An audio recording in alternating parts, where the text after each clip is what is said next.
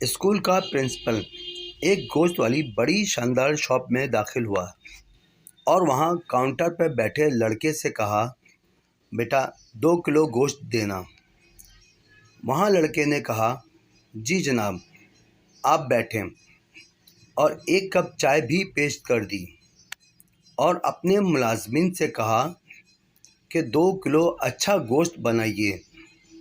گوشت بیگ میں ڈالنے کے بعد ملازمین نے خود جا کر اس کی چھوٹی سی گاڑی میں رکھ دیا۔ پرنسپل نے جب پیسے دینے چاہے تو اس لڑکے نے منع کر دیا، تو پرنسپل نے پوچھا، بیٹا تم نے اتنی میری خدمت کی اور گوشت کے پیسے بھی نہیں لیے، کیا تم مجھے جانتے ہو؟ تو اس لڑکے نے کہا، آپ میرے استاد ہیں، یاد ہے آپ کو جب میں نے کلاس میں ایک غلطی کی تھی تو آپ نے کہا تھا کہ تب تک کلاس میں تم داخل نہیں ہو سکتے جب تک تم اپنے سرپرست کو ساتھ نہ لے کر آ جاؤ۔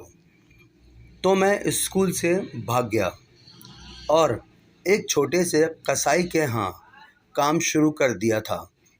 اب الحمدللہ میرے پاس اپنی 4 بڑی بڑی گوشت کی دکانیں ہیں، ایک بڑا فارم ہے، اور ایک شاندار گھر بھی میں نے لے لیا ہے۔ تب پرنسپل نے ایک سرد آہ بھری اور کہا، جی بیٹا، مجھے یاد آ گیا، کاش میں بھی تمہارے ساتھ ہی بھاگ جاتا۔